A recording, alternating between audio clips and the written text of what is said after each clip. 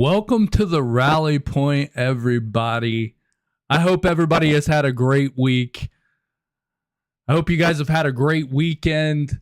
Mine has been filled with, as you may have known if you are a watcher of this show, nothing but chaos because the kids are here. They just went home about an hour ago. So we have a great show for you guys tonight. And I know I say that every week. We have a special happy birthday to some of the people, or somebody that you guys may not know, but it's special to me and a combat veteran. We have a letter from somebody from the First Engineers that wanted to share his thoughts with what we're doing here at Operation Intel Veteran Stories. That's going to be the last half of the stream. We also have our nonprofit of the week. It's one that you guys have seen, but you'll understand why I'm doing it here in just a little while. And then we have a really cool segment, and I want you guys to stick around for it. It's been requested a lot, too much to be honest with you, but the timing on it was perfect. So I definitely want you guys to stick around, watch the show, enjoy it, relax, and let's have a little bit of fun tonight.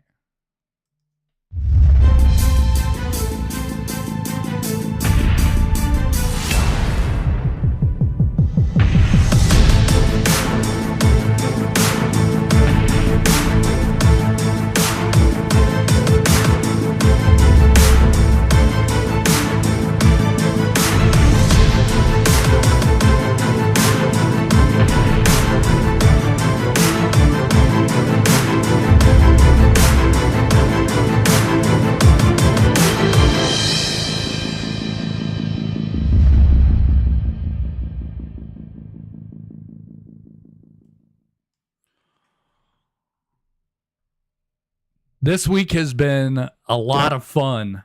I'll be honest with you. I have an interview coming up, and I want to talk about that first. Somebody that you guys may not know, and you guys have seen the clip or the short or the reel, TikTok, whatever it may be. You guys have seen it. It's the new trailer for this week. This guy's story is out of this world. It's what we wanted to do with Operation Intel. I told you guys that I wanted to branch off, and I wanted to really get into stories of not only the First Engineers, but people that were deployed to Afghanistan, people that were in different parts of Iraq, people that Vietnam. I would love, if anybody has any connections with the World War II vet, I would absolutely love that. That would be a really long interview that I would be completely down for. So if you know somebody out there that is a World War II vet, or hell, even a Vietnam vet, I would love to have them on as well. But I want to get into the clip that I put out this week. It's the trailer for this week's full interview with Jeremy Adams. Let's take a look at it. Initial prognosis there in Bagram was I'd never walk again.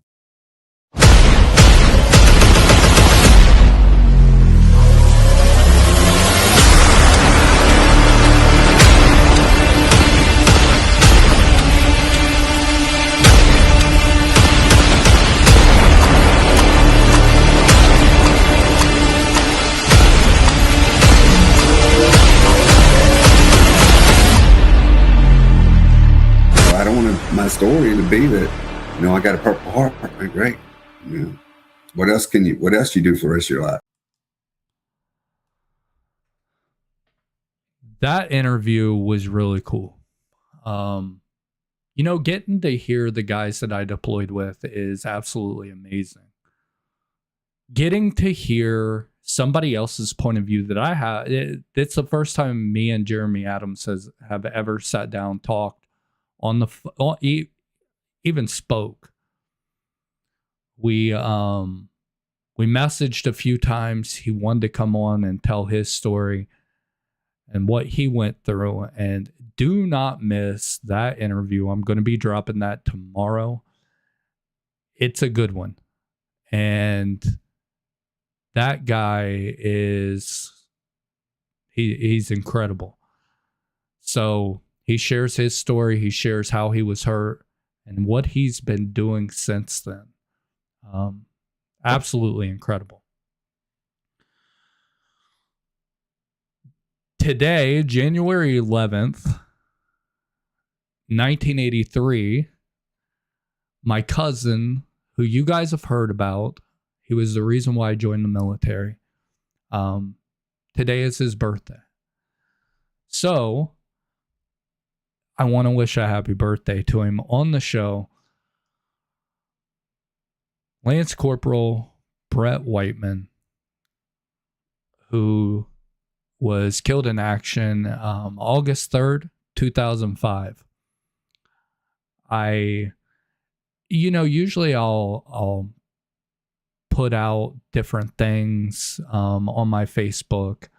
This year's going to be a little bit different because I wanted him to be a part of this show, which I think is really cool. I have the ability to put him at the forefront of this show. And you guys have heard me mention him many, many times. So I know my uncle and aunt watch this every once in a while. So I wanted them to know that I was thinking of them. And I wanted to wish him a happy birthday. So, happy birthday.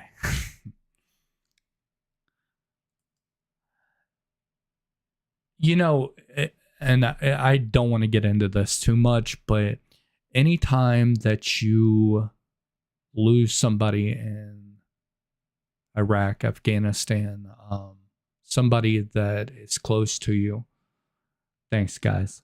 I really do. I appreciate that. Anytime you lose somebody that's close to you, it's very hard. Brett was a big part of my life, and as you can tell, still get emotional about it just because I was really close to him. So it's still something that I struggle with, but I do know that he was one hell of a Marine, and funny enough, his portrait goes across the United States of America. If you guys get the chance to see the Eyes of Freedom, I'm working to get a hold of them to see if I can put them on as a nonprofit. But it's life-size portraits of these Marines that were killed in 2005 with Lima Company 325th, and they go across the country. Pretty cool stuff. So another way, since I thought it would be fitting, that I shout out Brett's nonprofit as well, which is the Brett Whiteman Foundation.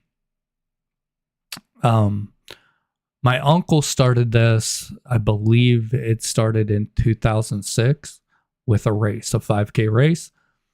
And what he does is he gives a boy and a girl from East Clinton High School here in Ohio a scholarship. I think they're student athletes, and he provides them a scholarship fund to go to college. So I wanted to give a shout out to them. If you see a Chad Gentry in the chat, that is another one of my cousins. And he's actually an Air Force veteran himself. So definitely wanted to shout you guys out, but also shout out the Brett Whiteman Foundation. You can find that on Facebook as well. So this week's show is going to be a little bit different. Earlier this week, I got a message, and well, before I get into that, I had been requested since probably maybe the third interview. When am I going to do mine? Since this channel has started, I've never wanted this channel to be about me, because truly it isn't. It's about everybody that has worn the uniform and went to combat.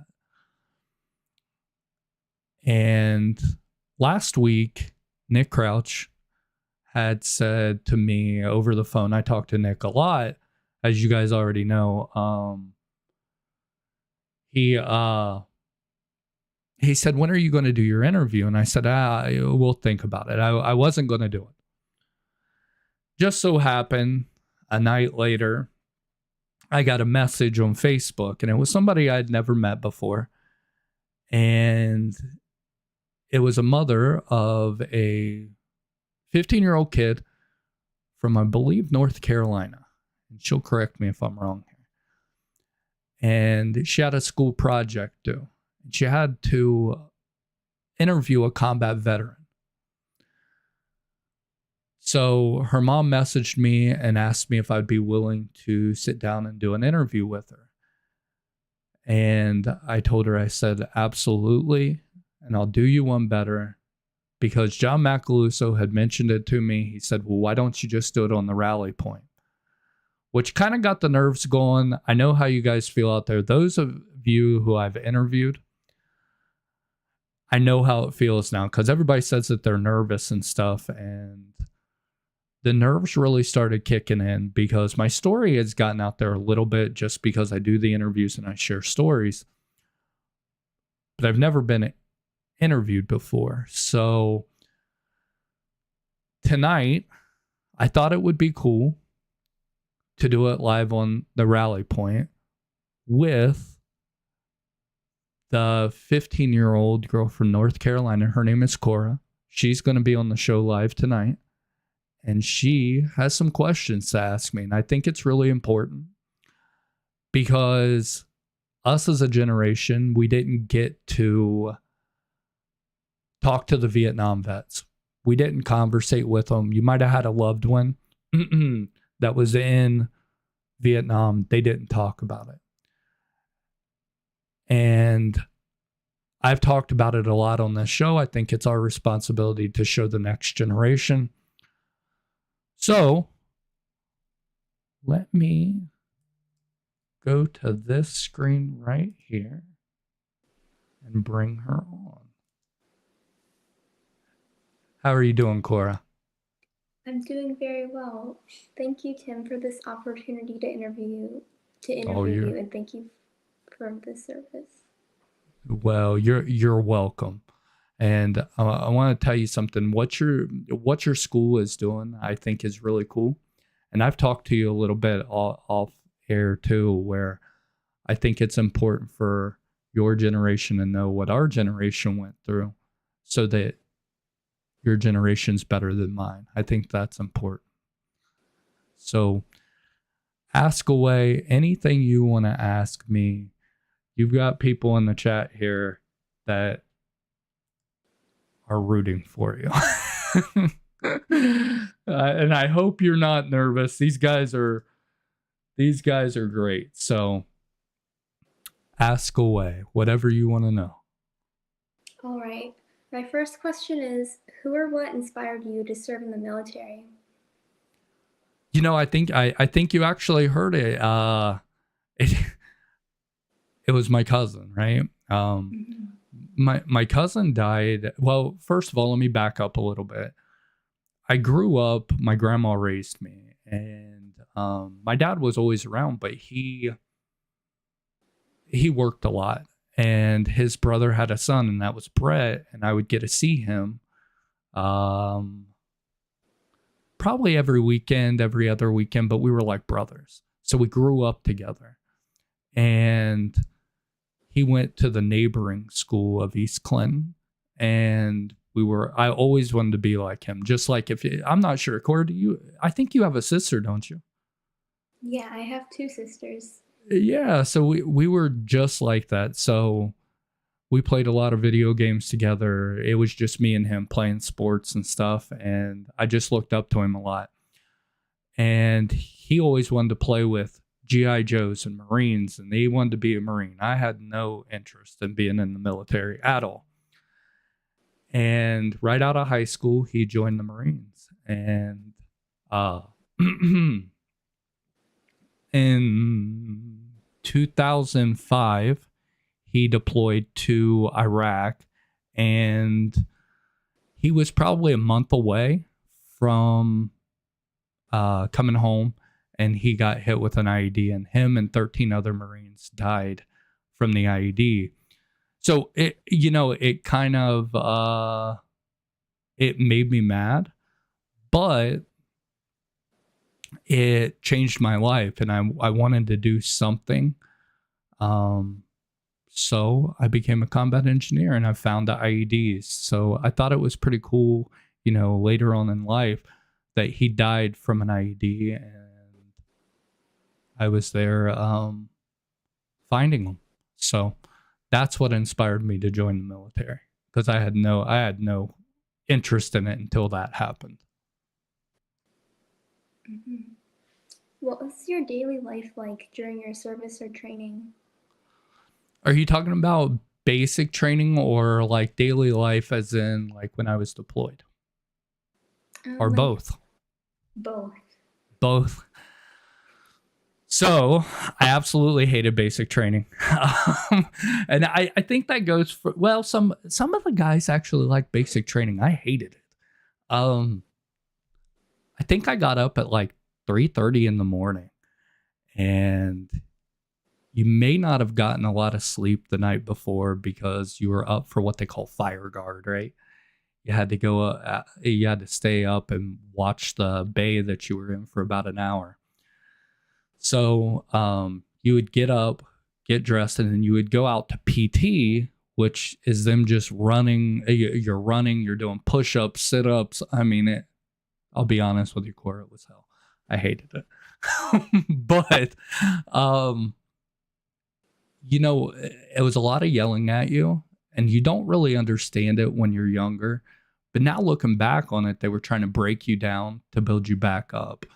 And it really shaped how I dealt with combat as well, because,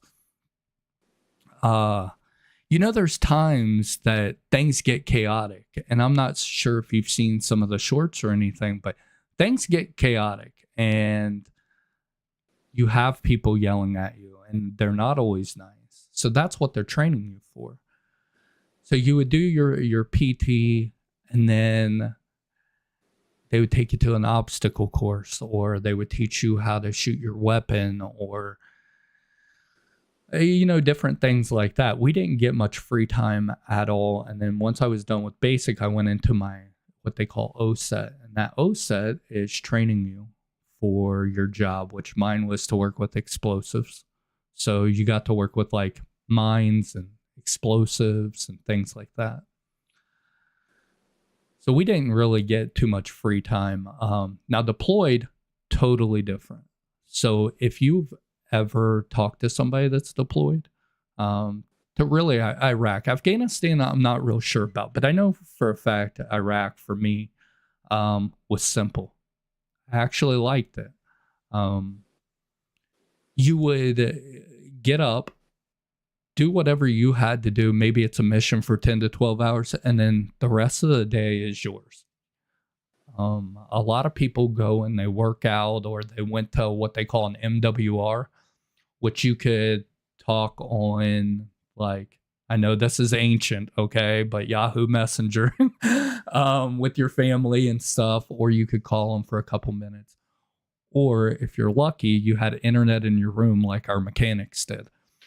So I like deployed life a lot better than I did basic training. That was a day in our life, though. When you look back at your service in the military, what makes you proud? What aspect of it makes you proud?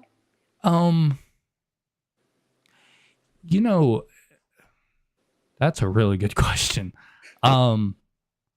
No, one of you guys in the chat, definitely write that down because I'm going to start asking that. That's a really good question, Cora. Um, what makes me proud? You know, I think being proud of the job that we did as a group, we saved a lot of lives. And I'm not sure how many IEDs that we found over there. It was a lot. But had that a hit, you know, because we were in up armored vehicles that could take a hit. Had that a hit something like a civilian, it would have been a totally different ball game. So I think I'm most proud, and not something that I accomplished, but the group that I was with. You know, you hear a lot of groups that say, you know, we were amazing and we did a lot of good things, but I think I know that we saved a lot of lives and did the best that we could with what we had. And I'm proud of each and every one of these guys in the chat right now. I'll tell you that. Everybody that I've interviewed that I served with, I'm proud of them. How has your service shaped you into how you are today? Overcoming obstacles, right? Because you learn in the military and you learn it quickly to just keep pushing forward. And I think that that's what it taught me, to just keep pushing, because you're going to run into it in your life where you, and I everybody does, where you're not exactly sure what you're going to do to get out of a situation, and you're going to be down in the dumps and stuff like that. And I think the military and my service taught me that no matter how bad it gets, you know, you always have tomorrow. And tomorrow can be a better day. And when you wake up, you just have to keep putting one foot in front of the other. And I think that that's the one thing that I've taken from the military, because I went through a lot of stuff in my personal life. And had it not been for the military, I'm not sure where I would be right now. So I think that that's also something that I'm proud of too, is that I've kept going and I've kept pushing forward. And it's what the military taught me to do. How has modern technology helped you stay in contact with the other veterans after you return to civilian life? I absolutely love this question because it kind of ties into what I'm doing. You know, things like this, what we're doing. These guys, you grow a bond with the people that you're deployed with, and they're like your brothers and sisters, and you form that bond that nobody else understands. And for 20 years, we may have messaged on Facebook. We may have messaged on, maybe we had each other's numbers. But had it not have been for things like this, what we're doing right now, we probably wouldn't be back in contact. And I think it's changed a lot, because you look at guys that like Vietnam, and you talk about guys in World War II, right? They may have seen one person that they went to war with again in their life. And that's tough, because I don't know if your grandpa served in Vietnam, and I guarantee you that if you would have seen your grandpa in front of the guys that he deployed with, he would have been a totally different grandpa. Okay. You would have gotten to see a totally different side of him. A lot of us, when we're around each other and we're talking and we're communicating with each other, we're a lot happier. Being able to do this, what we're on right now, it's really shaped us into, talking to each other and helping each other out. And I think it's helping a lot of guys out as well. What do you wish more people knew about veterans? Oh man. That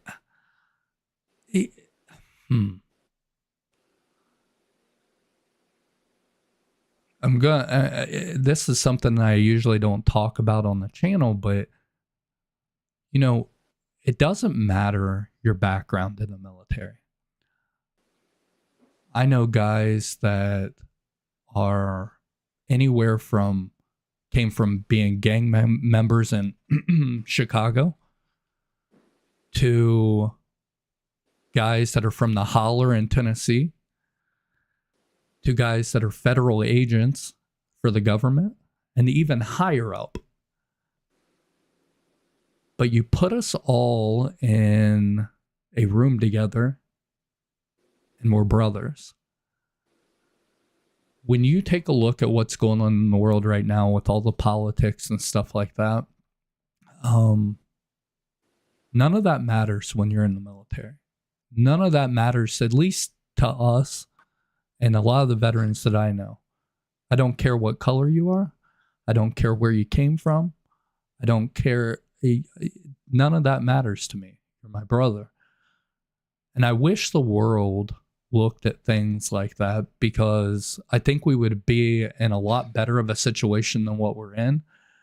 And I hope that in your generation that you guys do a hell of a lot better of a job than what we've done with that. Because I think you guys can learn a lot from the military in that aspect.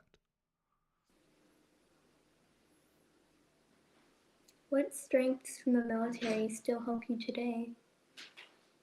Yeah, I gotta go back to that. Just pushing forward. I really do. And,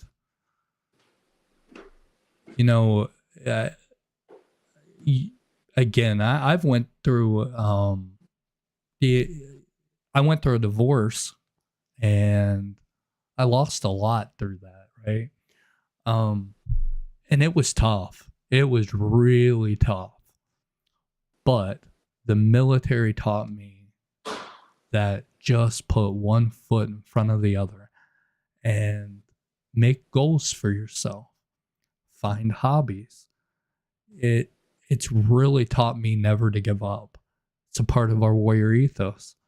Never give up.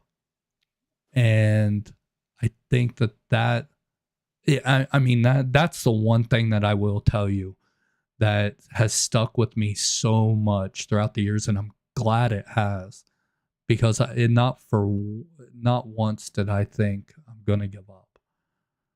So that's probably, that's it. Is there anything that you've always wanted to share about your service or veteran experience that you never have before on this channel?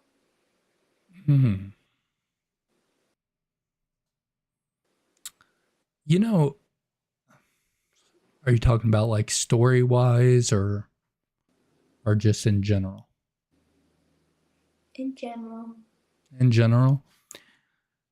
I don't know if you have seen some of the comments and stuff on the shorts and stuff. I have no clue.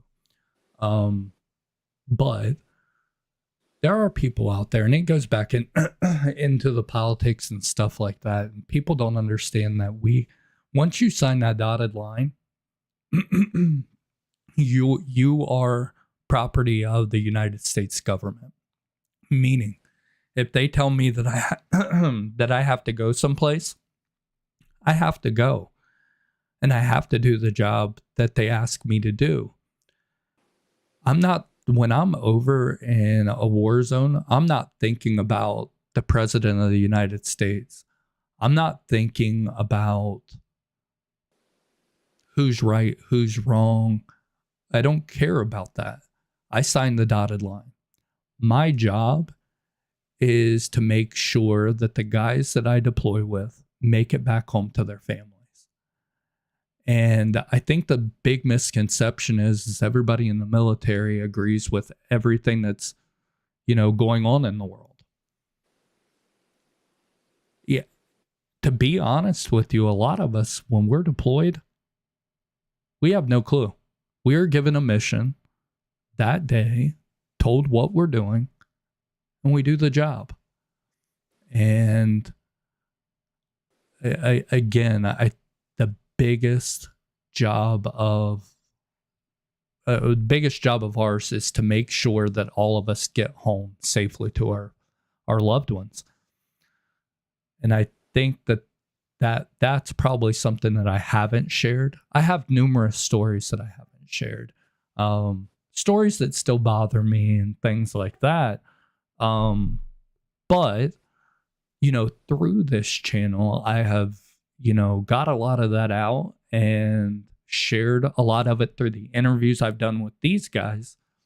And I think that it's helping just about everybody. Is there anything else that you want to talk about that we haven't covered yet? No, this is, I think it's amazing what you're doing.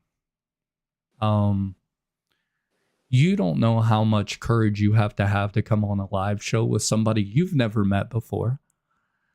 That takes a lot because you have no clue who I am. I have no clue who you are. You don't know the people in the chat, but they're telling you that you have great questions. Some advice I would give you is, make sure that you never give up on your dreams. I know you're probably like, everybody tells me this, but you're going to reach a point in life where you think that everything's falling apart, right? Just keep pushing forward, because if you put your mind to it and you want it bad enough, especially at your age, and I'm sure a lot of these people in here can tell you the same thing, but if you put your mind to what you're wanting to do in life, you can do it. And you're smart enough to do it, because it takes a smart person to ask the questions that you're asking. But I also think that you have been a part of a movement of a generation asking another generation important questions. And I know that I appreciate that a lot. And the people that are listening right now appreciate what you're doing as well. Well, that's all the questions that I have for you. Thank you for letting me interview you. Thank you for coming on. I think you're absolutely wonderful. I wish you the best of luck in everything that you do. If you ever have any questions or anything like that, make sure you message me. You're always welcome on the show if you have questions, okay? Okay. Cora, it was great talking to you. I hope you have a wonderful night. You too. Thank you so much. You're welcome. Have a great night.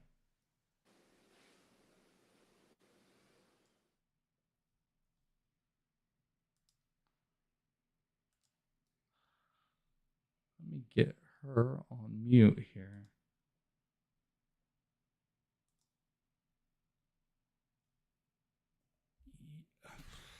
First of all, that is a very, very smart young lady. That was a lot. Some of that stuff I wasn't prepared for. It's a little difficult. Let's talk about the courage she has to have to come on a show that she knows nothing about, though. I don't know. I honestly do not know if at 15 years old I would have been able to do what she just did. I thought that was absolutely amazing. And I really hope you guys enjoyed it as much as I did. She is a very nice girl. And believe it or not, her mom told me that she was shy. And you could kind of tell she was a little shy, but getting in front of the camera and overcoming that shyness and nervousness, because she had to have been nervous, says a lot about the person that she's going to become in life. Last week on the show, we talked about being better for the next generation. And I think that making steps towards that is something that is really cool. But I wanted to not only say it, but I wanted to do it as well and start that, no matter how hard it is. Because I know a lot of you guys out there, there's guys that'll watch this and there's nerves that come along with these questions, and it brings up bad memories, and it's tough. But I can tell you this. The weight that is lifted off. I mean, I feel like the first time I interviewed somebody where the weight was lifted off my shoulders, she did an excellent job. But I think we need to really be better for the next generation. And it takes stuff like this. It takes answering their questions. A lot of us didn't get that opportunity. We didn't get asked those questions to the Vietnam vets. They wouldn't talk about it, right? Our reward for doing that is a better world than what we came in to. But not only that, but you're going to heal a lot through the process. I know for myself, I've healed a lot in the last, I don't know how many months it's been, 5 or 6 months. And it's an amazing feeling knowing that we, and I this isn't me, we are making a change. What did you guys think of that interview? Let me check some of the comments.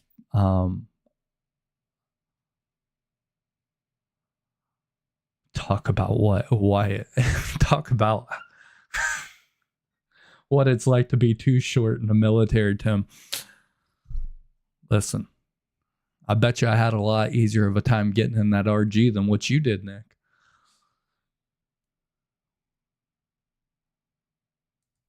Great questions. Great. She's awesome.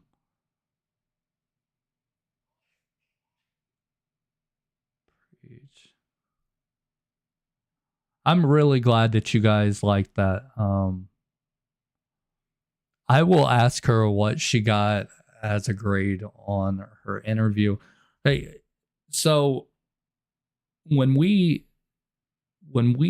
she asked me to be on the show, or asked me to do the interview, just like any teenager, and it's every one of you guys out there, so she's no different. She told her mom, I think she knew about it 2 days before. So I got to talk to Cora on Wednesday, and we did about, I think maybe like a 10-minute interview, something like that. The questions she asked tonight were different, and she was actually excited about coming on the show. Nervous, but excited. So I asked her if she had to present it. Before we got on there, I asked her if she had to present it in front of the class, and she said yes. So not sure what she got on it. I will ask. I think she got a good grade, but the questions that she came back with this time were absolutely amazing. I mean, they're questions that really make you think, but it's the questions from that generation, right? A lot of the times I can ask you guys questions all day and sometimes I know the answers to them. But what are her questions? What is the generation after us? What's their questions to us? How can we help them? How can we give them advice to make sure that what we've been through, they don't have to? Because I'll be honest with you, the way the world looks right now, we're not going to be the last conflict. So we've got to do something. And the power is ours.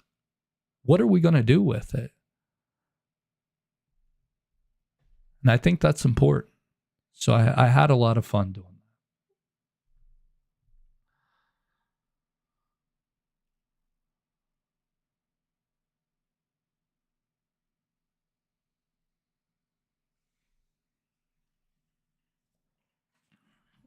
So last week, I got another random message, which I'm starting to get those a lot. And it is so, yeah.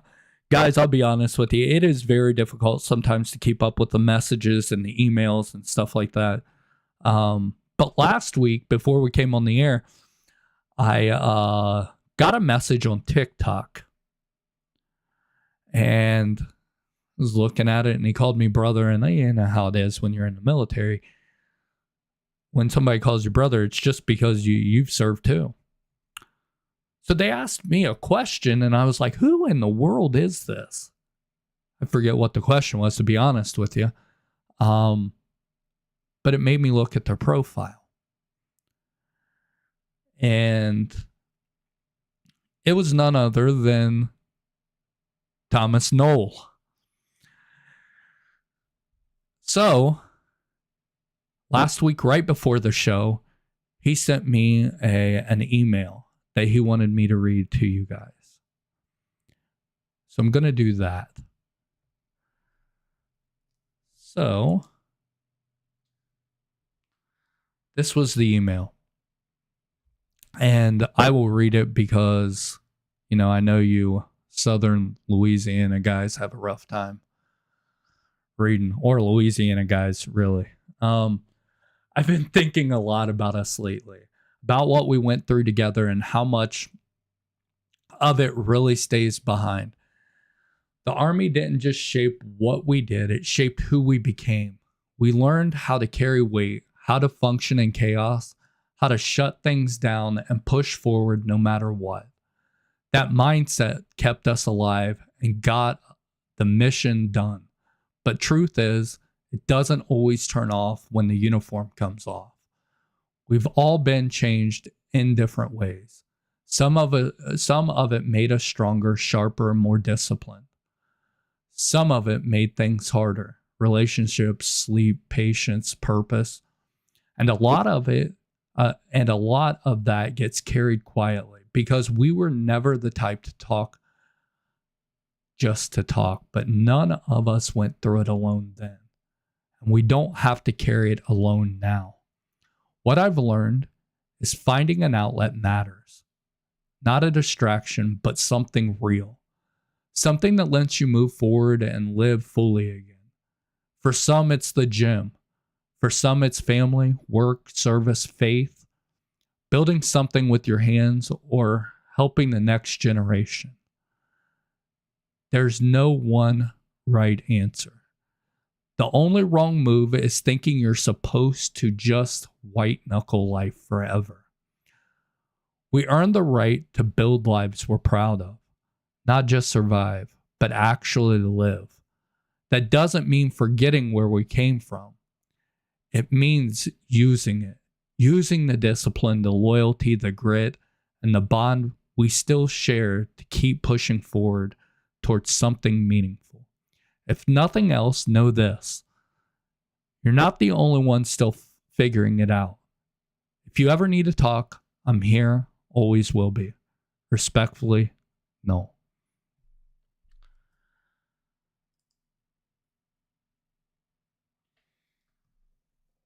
You know, yeah, gosh, man. It's really incredible what this show has done to reconnect us. And, well, first of all, Noel wants to tell you he loves you guys. He also wants me to emphasize, well, he works for the Department of War. Okay. He wanted me to emphasize Department of War. He loves the way that rolls off the tongue, is what he said. But had we not started this,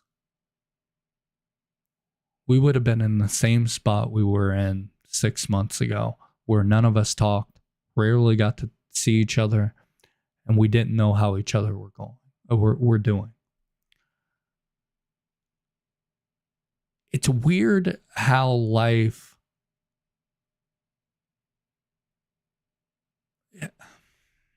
gives you moments where it's like, had I not done this, this wouldn't have happened. I hadn't uploaded to TikTok in a while. With all the Facebook and the YouTube and stuff like that, it's really difficult sometimes to keep up with it all, to be honest with you. But I decided to get TikTok going as well. I posted a video that has been seen, I think at this point, probably over 4 million times on all platforms. And we all know the one that I'm talking about. That's the one he's seen. He didn't just find Operation Intel. He watched the video. And that's how he got in contact. My last thoughts before I get off of here, guys, is we each have a purpose in life. And sometimes we may never know that purpose, but each of us have a superpower. And I'm not talking about something like, Superman, right? For some people, it's connecting with others. Some people, it's, being able to talk. Take a look at a guy like Crouch, right? Some people, Sergeant Smith knows how to give you the right advice that you need to hear no matter what it is. Everybody has a purpose in life. And if you don't think that you do, you absolutely do. You just have to find it. And I'm so proud of every single one of you guys and gals in this chat that have been on the show and have been a part of the community. And I'm really looking forward to seeing where this goes in 2026. I think we can change a lot of lives. I think we can help a lot of people. And it's not just the people that went to Iraq and Afghanistan or went to combat. It's people like Cora that needed a veteran for a school project. Never met her a day in my life. But because of this channel, more eyes got put on combat veterans like you and me. Maybe she learned something from what we talked about. And I hope that she did, because I learned a lot from her, believe it or not. It gave me a lot of encouragement to keep going, even when you're nervous. I'm looking at a 15-year-old girl who, she didn't have to come on the show. She's shy. But she powered through it. And if you guys notice, I kind of cracked there when I was talking about my cousin. But it says a lot about the person she is to keep pushing forward, even when you're nervous. So, I hope you guys enjoyed that show. I hope you guys, enjoy tomorrow. Tomorrow is going to be a great interview. You've got to watch it. He's got a different story. He's got a different story. He's got a story. You've seen the clip. Said he was never supposed to walk again. Here this guy is running the whole state of Louisiana. And not only that, he's also a world record holder as well. I want you guys to watch this story. And I know Nick Crouch is completely excited about this one. I should block him on Facebook and YouTube and make him beg to watch it. But no, I hope you guys are excited for it. I did some, more editing to it, and I'm learning more and more about the editing process. I've got more interviews lined up. Got one with Grey Wolf coming up, who knew Lieutenant Bolton he said, "I know you're 2-6," and I remember him. And I said, "That's Bolton." Get to talk to him.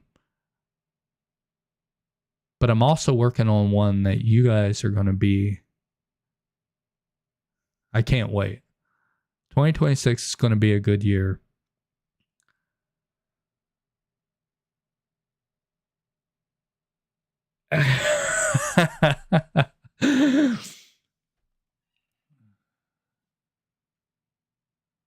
My beard looks good. Don't you say anything. And it's not black. It's rich brown.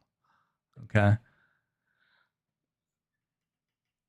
So I hope you guys have really enjoyed the show tonight. I'm not going to keep you guys any longer. Again, shout out to you guys that have continuously shared the shorts and the trailers and stuff like that. Keep sharing. We're going to get more and more people to follow this train. We are going to do big things in 2026. We're going to get more nonprofits help, real help, for real nonprofits that are helping veterans, not the big corporation ones. We're going to help save people from, thinking that they're alone. Really looking forward to every single one of you guys.